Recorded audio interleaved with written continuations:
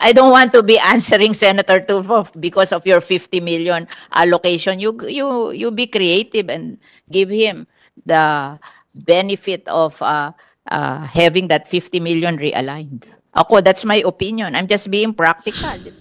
Parang mukhang kabado sa sitwasyon. So, sinabi nila na yung 33 na congresspersons ng Metro Manila ang haharap sa issue ng bigas. Ito ba yung advice ninyo ng department kay Presidente kapalit ng advice ng kanyang economic managers? Unang tanong ko po kay Yusek Sombilla or kung sino yung dapat sumagot. Kahapon po sa Taguig, sinabi ni Presidente na sinampahan na ng kaso ang 5 kumpanya na may kinalaman sa rice smuggling. Maaari bang malaman yung mga detalye nito? Ilang tonelada po ba ito? At sa laking ito, kaya ba sana nilang manipulahin nga ang presyo? O baka naman may mas malaki pang isda na hindi pa nahuhuli?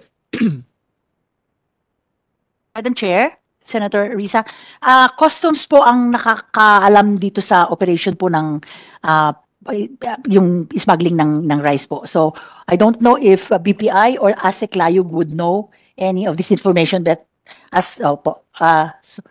Salamat, Yusek. So, Madam Chair, pwede kayang tanungin si ASEC Layug dahil DA ang primary stakeholder dito. Imposible namang walang alam or walang ipinaalam ay yung law enforcement sa department. Yes, right now, ma'am, we are coordinating with the Department of Justice dun sa final na cases ng BOC regarding dun sa 4 na milling company na suspected of smuggling yung ano nga, ma'am, yung nahulihan ng smuggled rice during the past few weeks. Smuggled rice po o smuggled palay? Tapos imimil nila? Smuggled rice, ma'am, ang nakita, ma'am.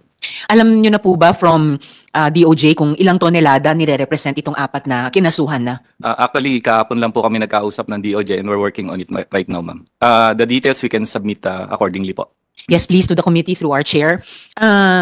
Sa magnitude ng mga tonelada, kung may approximate sense kayo, kaya ba sana nilang manipulahin ang presyo?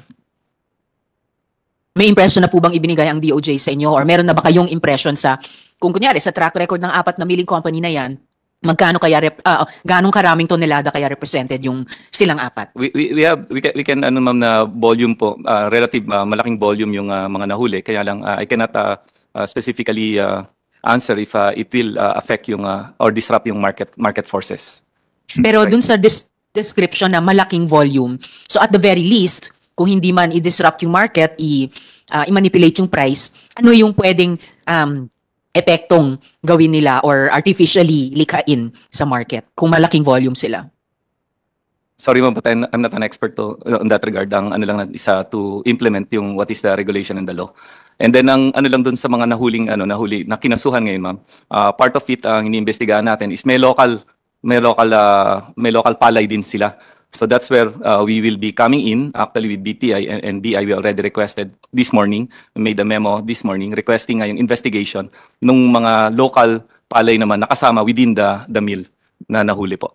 Interesting po yon, yung local palay. Mamaya may iba pa akong mga tanong kaugnay niyan. Pero lastly, ASEC Layug, dito sa unang tanong ko, sa tingin nyo ba or sa tingin ba ng DOJ, may mas malaki pang isda or mga isda na hindi pa nahuhuli? We are into that ma'am, track. We are still investigating, so it will be premature for me to outright make a comment on that. But be rest assured that we are investigating some more and digging deeper kung nasa ng network na to. Thank you. Salamat po. And as you dig deeper at inaalam nyo yung extent ng network na ito, I hope that will be part of the information you will furnish through our chair to the committee. Yes, ma'am. Ma'am, if I may, yes, sa last topic, ma'am, about Madam Chair, about the confidential fund. I would just like to the executive committee when we discussed yung need for under your wisdom and the guidance din po, if the department really can use the confidential fund to also investigate, especially we have quarantine powers under the food safety law and the Price Act also, and even in the meat code, where we have the power for, we are mandated to conduct surveillance, market surveillance, and market inspection. And also, yung sa mga imports natin, si ma'am, nandyan tayo. So may mga quarantine powers po ang mga FSRA natin, Food Safety Regulation Agencies like BAI, BPI, and BIFAR.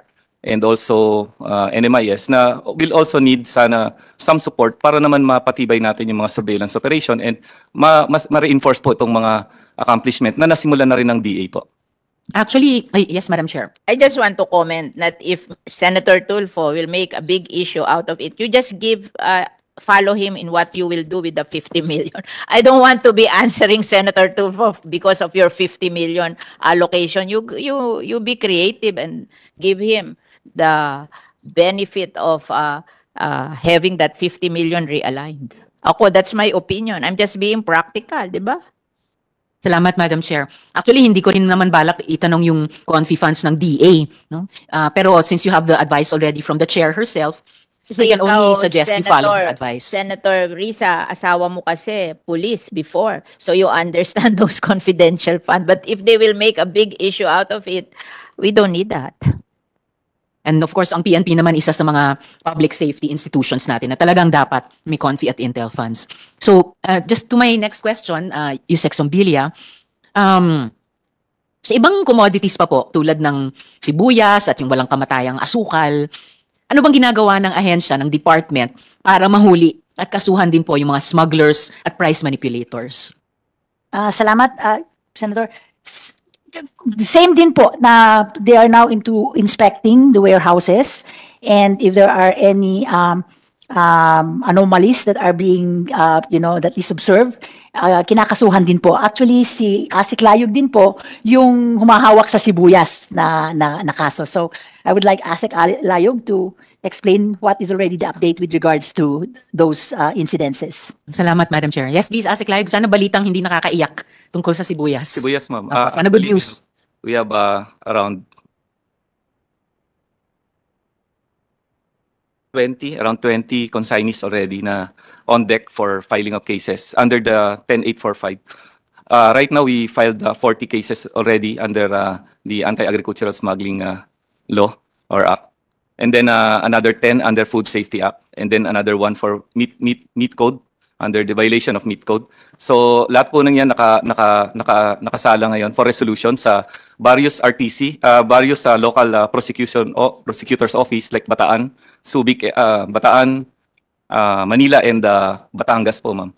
So we're also coordinating with the Special Prosecutor Office na ginawa ng DOJ, specifically designed to handle smuggling cases po.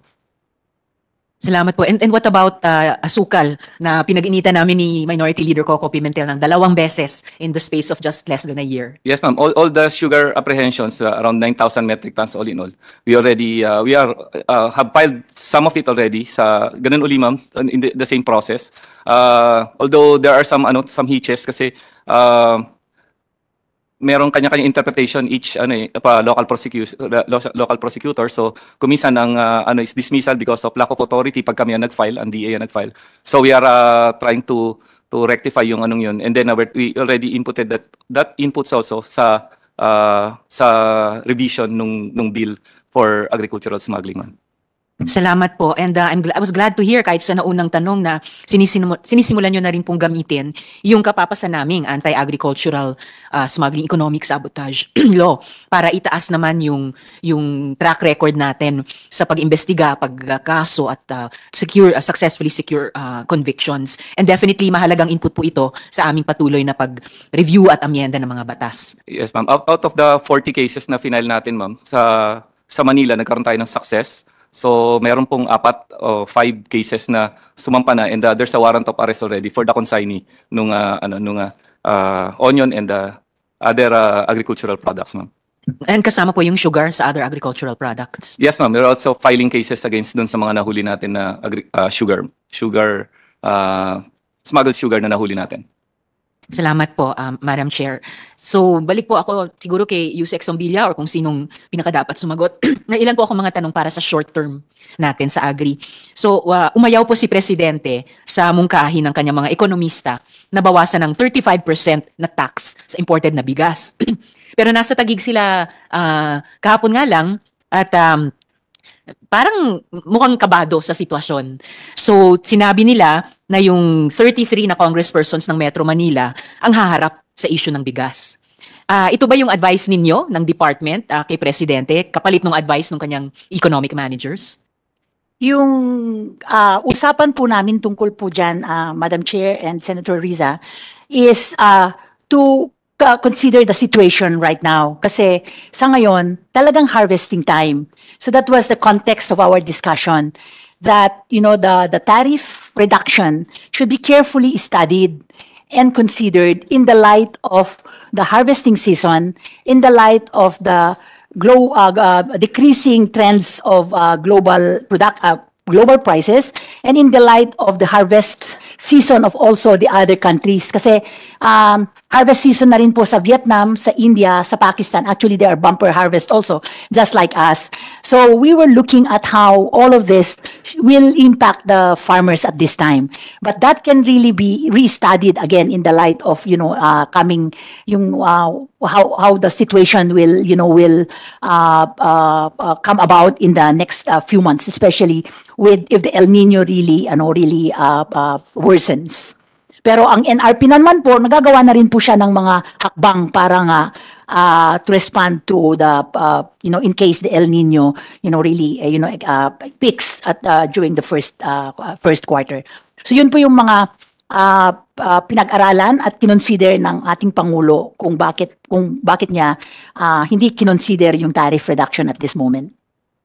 Pero di ba, sige po, sabi niyo patuloy namang pag-aaralan yung mga changing conditions, mag-a-adjust accordingly. Pero kahit sa short term, mas strategic yung pag-adjust ng tax policy kaysa yung simpleng ipapadeliver yung mga bigas sa ating mga representante. Di po ba? I think that can be considered. Salamat, Madam Chair. Ngayon po, sa budget hearing nyo sa House of Representatives, lumabas ang at least dalawang importanteng punto. Una, sinabi ni Admin Bioco, andito ba sila? Si Admin Bioco ng NFA? Wala sila? Oh, sayang. Susunod sila? Sa sunod. Okay po. So sinabi nila na napakababa na ng stock ng bigas ng NFA at hindi daw po handa yung authority na gampanan ang mandato niya na bumili mula sa mga magsasaka upang magkaroon ng supply na para 15 to 30 days.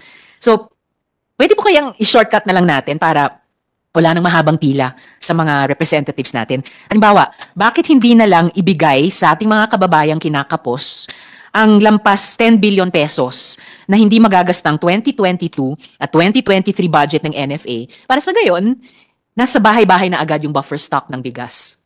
Can I answer that? Yes, Madam Chair. It's a provision of the law that the amount of money from tariff on rice, imported rice, will be given as financial assistance to rice farmers owning 2 hectares and below. That's a provision of the law, and I think they cannot disobey the law because that is illegal, di ba? But it is for the benefit of the rice farmers who owns 2 hectares and below. That is, we passed that batas in 2019, di ba? And that's why we are giving financial assistance to 2.3 million farmers anytime now. Okay. That's 12 billion plus, di ba? Okay. Yes, Madam Chair, Yusek. Yeah, Madam Chair. In addition to that, RTL, the law, also provides yung maging mandate ng NFA.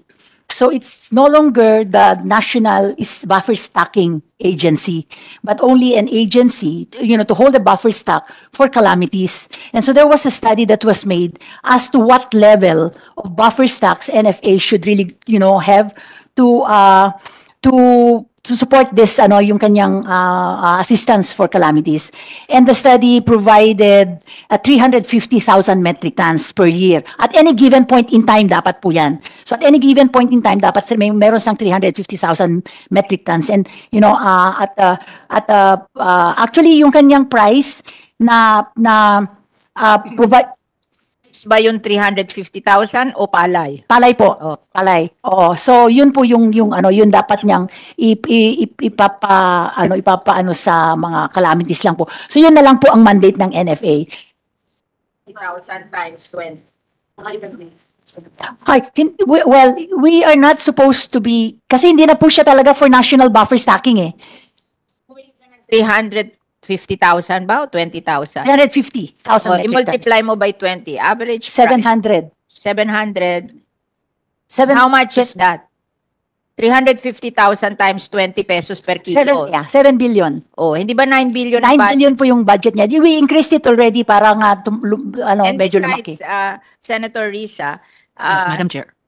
the NFA sells the stock to us. I buy from them whenever I give to calamity victims. So it's not something that after buying, it's lost. They resell it to us, to the DSWD, to those who wants to buy to give to calamities. So it's a working capital. So he can buy always because merong balik, kaya nagtataka ako ba't hindi siya makabili ng marami.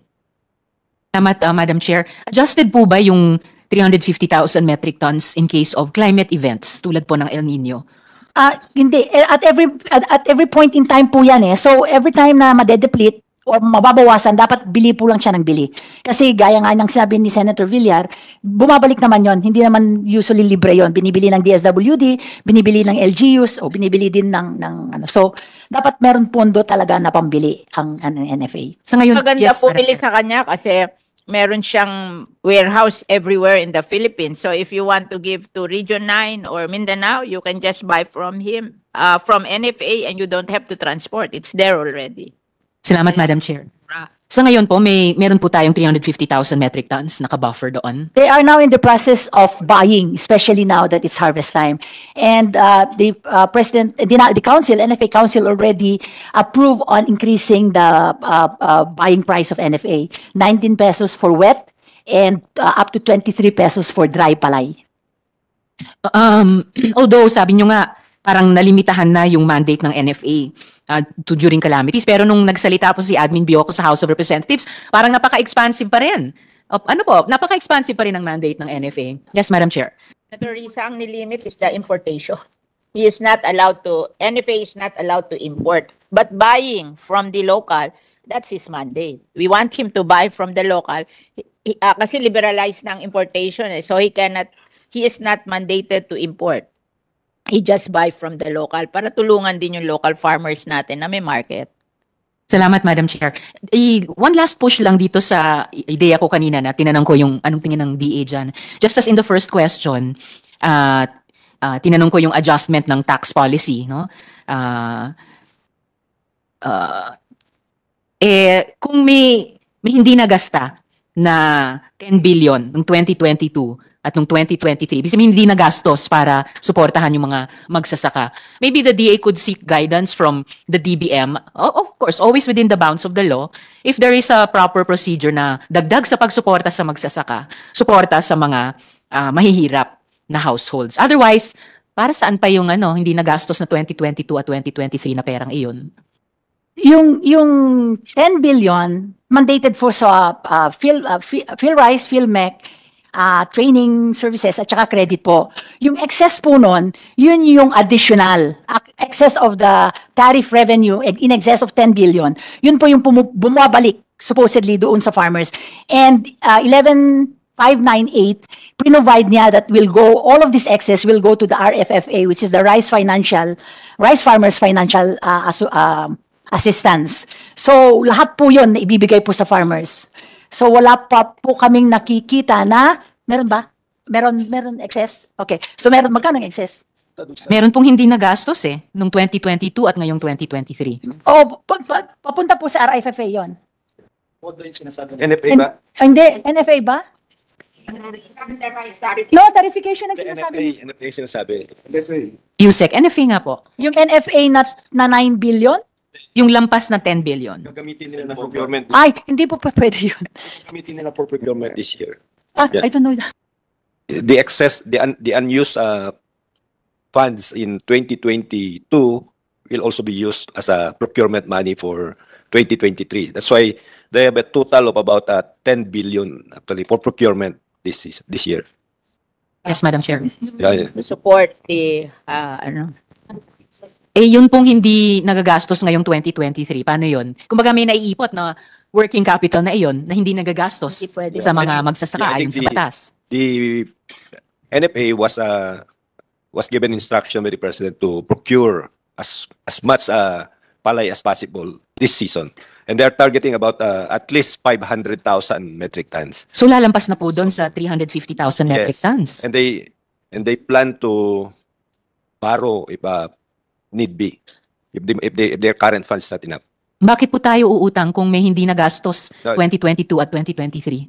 If they still need more funds, Madam Chair, Senator Risa, If they need. they need, If they need. because they have a credit line with Land Bank and DBP. Parang napaka open-ended lang nung ganong sitwasyon. So kindly keep the committee updated. Kasi gaya ng sinasabi nyong hindi pwede, yung tanong ko kanina dahil sa batas, meron ding magbatas na gumagabay dun sa uutang pa ba kung meron namang pondong hindi nagagastos 2022 at 2023? Uutang pa ba kung lalampas na sa 350,000 metric tons buffer stock at as much as 500,000 buffer stock, thousand metric tons na buffer stock? Hindi po pwedeng moving target yung mga numerong yun. So please keep the committee updated about this. Salamat, Madam Chair.